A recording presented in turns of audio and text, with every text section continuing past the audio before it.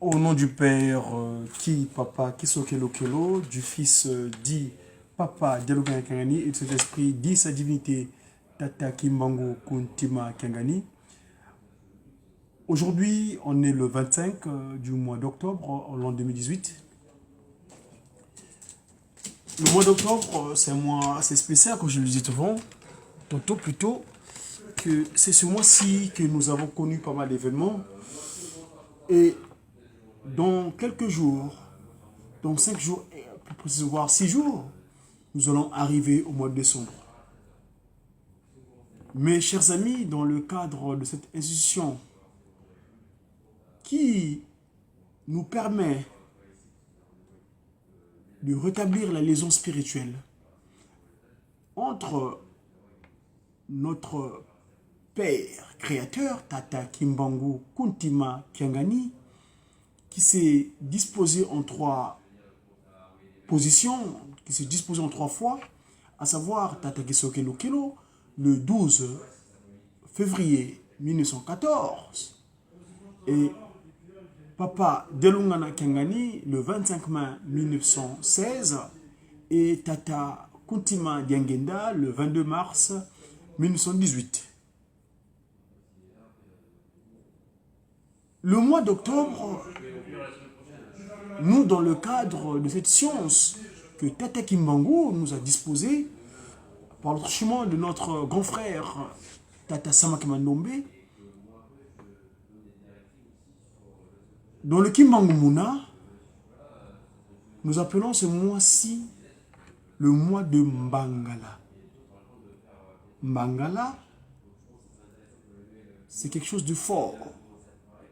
Un Mbangala, dans la cosmogonie Congo, c'est comme un bâton de force, d'efficacité qu'on peut tenir pour pouvoir entreprendre quelque chose. Et ce mois d'octobre, vous savez les différents événements que nous avons connus à l'institution. Nous, en me rappelant des propos de la deuxième institution de Tata Kimbangu sur Terre, à savoir Papa Kuntima Diangenda, il dit ceci: l'Europe, là je le cite, hein, Papa Kuntima Diangenda qui parle, l'Europe, l'Amérique, l'Asie et l'Océanie restent encore des chantiers sublimes, nobles et ouverts que je vous laisse à vous, messagers de l'espoir du monde et ambassadeurs kimbongistes, pour que vous puissiez les conquérir avec le message d'amour et de fraternité qui nous a laissé Tata Simon Kimbangu. Ça, c'est l'oracle de sa divinité Tata Diangenda Kuntima, le 15 août 1991. Autrement dit, 1991. Faisons fi de son propos qu'il avait tenu à Mbanzangungu, donc Papa Diangenda Kuntima, le 17 février 1991, autrement dit 1991. Ce matin encore, en venant ici à l'occupation pécuniaire, je l'écoutais en cours de route. Ça m'a encore mis en moi, vraiment ce courage d'action. Dans sa trilogie, il nous dit l'amour sincère et véritable vis-à-vis de notre Créateur, notre prochain.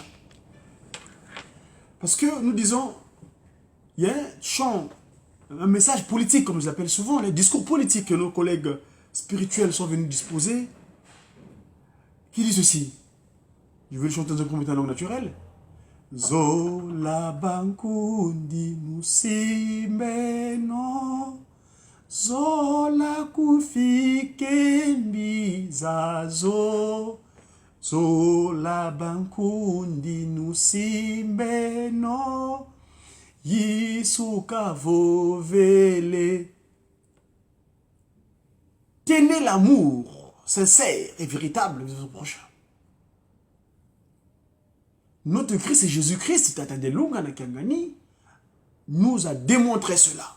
C'est ce qui nous a légué, Papa Dialungana. L'amour, c'est ça qui couvre tout. Un autre discours politique qui dit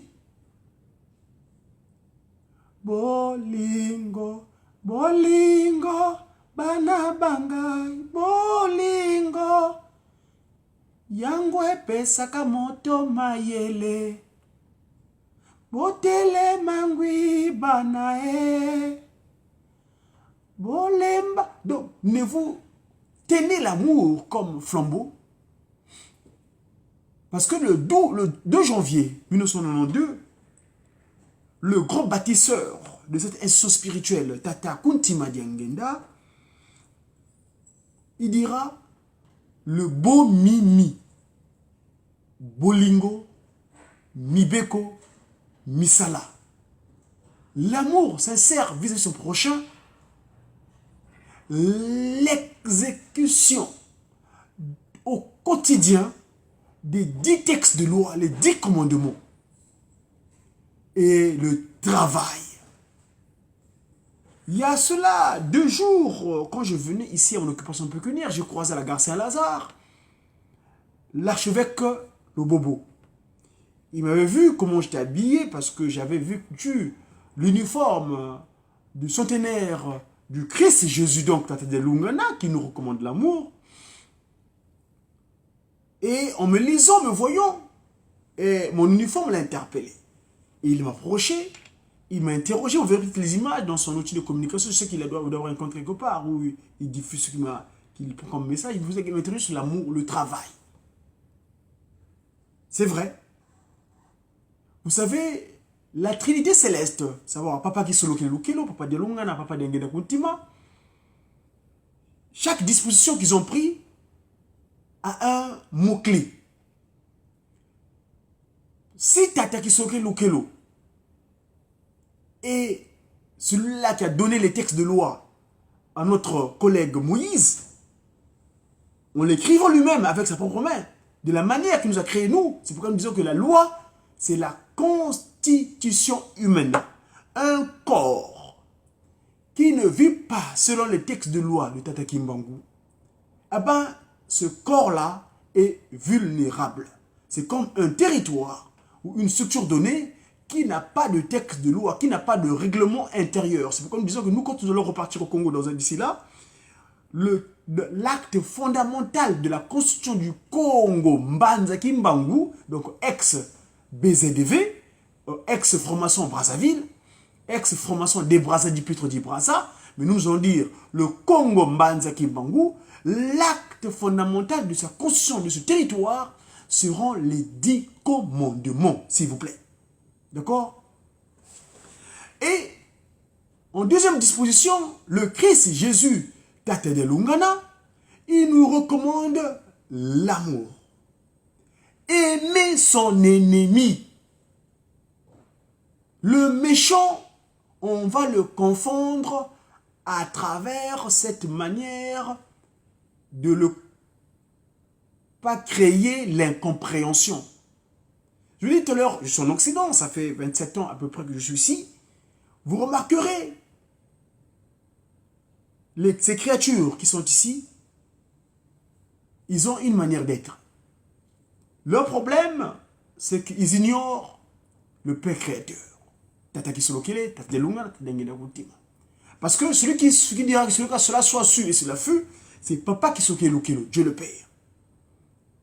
Et lui, c'est lui également qui a eu l'idée de régénérer une autre forme de physique des gens, des humains. Et ces humains-là, donc, qui sont ici dans ce territoire, ils disent qu'ils n'existent pas. Un autre discours politique de mes collègues dans les cieux sont venus communiquer, il dit Mukondwa kweto kwa luzitu tata nge wafwe manga, watu yekola kwa kanda diangolo diatuyala. Ewa umpasizi wokele mbize tutonene, utuvutula munze toi qui vuila. Par manque d'obéissance, tu nous as abandonnés à des nations qui nous ont maltraités. On a eu un traitement très difficile. Étant donné que nous avons compris notre mal ou notre erreur, ou tu fuilenkenda, Dieu miséricordieux, ait pitié de nous.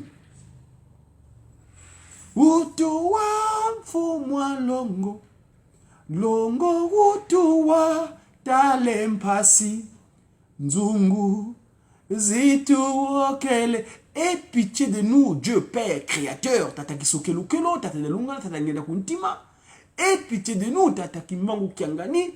Étant donné, nous avons reconnu notre mal et nous venons nous humilier, nous venons nous prosterner devant toi afin que tu nous pardonnes de nos iniquités, de nos maladresses. Et donc, c'est ce processus que nous allons entamer en ce fin de mois d'octobre. Le mois de novembre va vite passer. Nous aurons le mois de décembre où nous allons vous rappeler, nous rappeler des événements de 1992, autrement dit 1992. Alors, qu'est-ce qui s'est passé en 1992? Vous avez regardé sur mon compte ce matin, depuis 3 h du matin, 3h30, l'heure où je m'étais levé, où je vous ai disposé tous ces événements-là visuellement. Comment nous nous sommes humiliés devant Tata Kisolokele, Tata Delunga, Tata Ngeda Kuntima. Mais avant d'y arriver, ici, je vais vous relater le propos de Tata Kuntima Ngenda, le père bâtisseur de cette, donc la deuxième édition de Tata Kimbangu, de cette institution que nous avons fière. Nous avons la fierté, nous avons le zèle de parler de Kimbangiste, l'église kimbangiste ou le kimbangisme qui donc son corollaire qui a donné la civilisation que nous avons, la nouvelle manière d'être. Donc ici on est lors du premier voyage de Tata Kuntima Ngenda dans les terres qu'on appelait Isolélé, donc Israël, mais vous savez le pourquoi et le comment parce que tel que c'est aujourd'hui. Papa Mfumwa Longo débuta ses voyages en terre israélienne dès l'an 1961. Il relata lui-même dans son livre intitulé « L'histoire du kimbangisme » les différentes péripéties de ses grands voyages et parla de ses rencontres avec avec les visiteurs illustres de son temps qu'il reçut à Kinshasa. Il les relata selon ces quelques extraits de son livre. La série, alors écoutez, dans un premier temps pour vous, c'est donc vous le trouverez ce que je suis en train de vous relater dans le livre numéro vous savez mon sport de travail que j'appelle le kimbangisme. Vous lirez cela dans le livre un instant s'il vous plaît. C'est dans le livre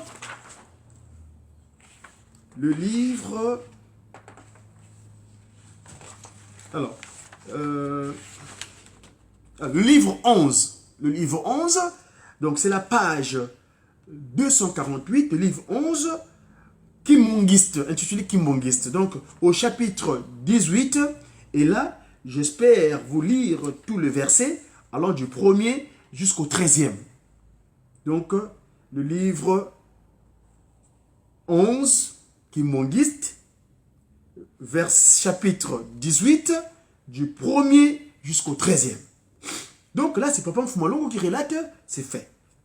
La série des grands voyages d'amitié commence avec le pèlerinage sur les lieux saints en Israël. Le 20 septembre 1961, notre délégation quitta Léopoldville, donc Léopoldville, vous savez que c'est Kinshasa actuel, hein? Léopoldville pour Bruxelles, où elle reste, la délégation donc, jusqu'au 25 octobre. De temps en temps, elle va à Paris pour rencontrer des amis de l'église kimonguiste. Selon ce jour à Bruxelles, est mis aussi au profit pour rencontrer M. Peigneux, M. Pétillon et Crève-Cœur, qui, pendant leur haute fonction dans l'ex-Congo belge, avaient traité les kimonguistes avec un peu d'humanité. Les contacts les plus significatifs sont ceux que nous prenons avec le président de la Chambre des colonies, avec le sénateur Auguste Buisseret, ancien ministre des colonies, avec M. Georges Hussiot et surtout avec le Premier ministre Paul-Henri Spaak. Lors des deux audiences que nous accorde le Premier ministre, nous lui demandons que le gouvernement nous restitue certaines archives se rapportant plutôt au kimonguisme que les autorités coloniales avaient transféré en Belgique. Sur avis de son ministre de la Justice, il nous répond poliment que notre requête ne peut être honorée car la loi belge impose un délai de 50 ans avant que les archives ne soient publiées. À notre arrivée à Tel Aviv, en Israël, le 27 octobre 1961, nous sommes accueillis courtoisement et simplement par M. Mendes, le ministre des cultes, en présence de quelques journalistes. Verset 5. C'est au moment où il s'apprête à nous quitter pour la nuit qu'il formule la demande suivante. Donc ça c'est le ministre Mendes qui formule la demande auprès de Papa Ngenda Kuntima. Le peuple d'Israël et son gouvernement sont contents et reconnaissants si vous pouvez prier pour qu'il pleuve, car depuis de longs mois, il ne peut plus dans ce pays. Nous avons entendu parler des miracles que votre père avait opérés de son vivant. Si réellement vous êtes son fils, nous en aurons la preuve. Ça c'est donc au verset 6. Nous soumettrons votre requête au Créateur. Ça c'est Papa Dengenda qui répond donc. Nous soumettrons votre requête au Créateur par nos prières. Lui répondis-je. Car c'est lui seul qui jugera de l'opportunité de faire pleuvoir. Et cela autant qu'il aura choisi. Après son départ, nous avons commencé notre séance de prière. Dans la nuit même, le miracle se produit. La pluie s'est mise à tomber en abondance jusqu'au matin. Nous rendons grâce à Dieu. Lorsqu'il vient nous prendre pour nous amener à Jérusalem, le 30 octobre 1961, il nous remercie pour la pluie. Nous lui répondons que cela n'est que l'œuvre du Seigneur qui a écouté et exaucé nos prières. À Jérusalem, nous sommes logés à l'hôtel King David. Et après un court repos, nous sommes reçus avant midi par Madame Golda Meir, le ministre des Affaires étrangères. Golda Meir, ministre des Affaires étrangères. Elle nous surprend par sa connaissance du kimonguisme, ayant lu selon elle des rapports qui lui adressait son ambassadeur au Congo, Léopoldville. Dans l'après-midi, nous sommes reçus par le Premier ministre Ben Gourion, puis le chef de l'État qui nous souhaitait la bienvenue. Du 30 octobre au 5 novembre 1961, nous entamons la visite des lieux saints et des villes du pays. C'est ainsi que nous visitons notamment Nazareth, Capernaum, Cana, la mer morte, des ruines de Sodome et Gomorre, le mont des Béatitudes et le lac de Tibériade, Haïfa, Jaffa et l'université hébraïque. Au Mont Sion, le grand rabbin qui nous reçoit nous remet une Bible et nous demande de prier pour la paix du monde. Verset 10. Nous n'avons pas pu visiter Bethléem et les lieux saints où naquit Jésus, paraît-il, moi je mets entre guillemets, ça c'est moi, je me permets, excusez-moi, car la ville est sous juridiction jordanienne. Nous n'avons aussi pas pu entrer en contact avec la population arabe et la division politique entre les peuples arabes et juifs est une réalité qui ne peut être masquée. De retour à Paris, le 6 novembre 1961, nous rencontrons M. Marshall, diplomate au ministère des Affaires étrangères, et qui fut consul général de France à Léopoldville, peu avant l'indépendance. Nous rencontrons aussi quelques compatriotes venus faire des études avant de partir pour la Belgique, où nous visitons quelques provinces. Nous rentrons à Léopoldville le 2 décembre 1961. Les répercussions psychologiques de ce voyage sont profondes car impressionnés par l'extraordinaire capacité d'organisation dont fait preuve l'église kimbangiste, leurs excellences, M. Morizet, M. Michael Ross et Godley, respectivement ambassadeurs de France, de Grande-Bretagne et des États-Unis, sont parmi de nombreux diplomates qui visitent Nkamba. Pour aider les écoles kimbanguistes, le gouvernement français accorde un très important don de manuels scolaires.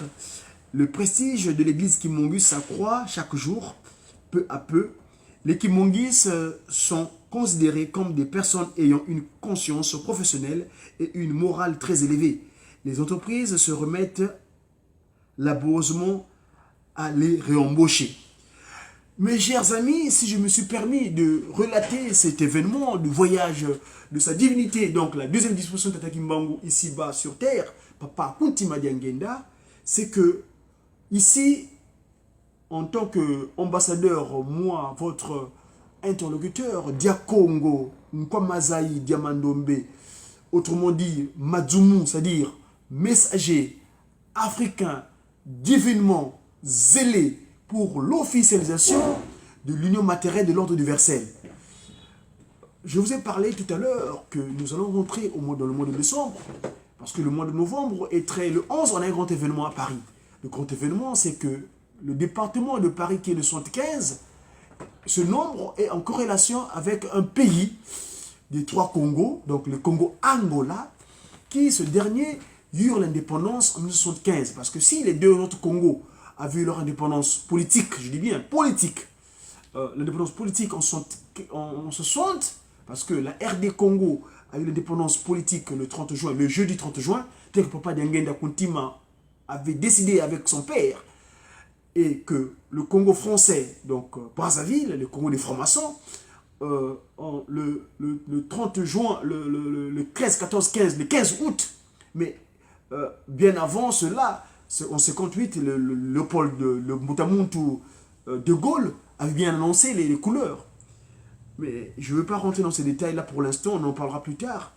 C'est que l'Angola, nos frères de l'Angola, parce qu'il faut bien prononcer, hein, ce n'est pas Angola, mais plutôt Angola, parce que le territoire angolais, le Congo-Angola, a une particularité, c'est que les Portugais n'ont pas voulu céder à la volonté divine.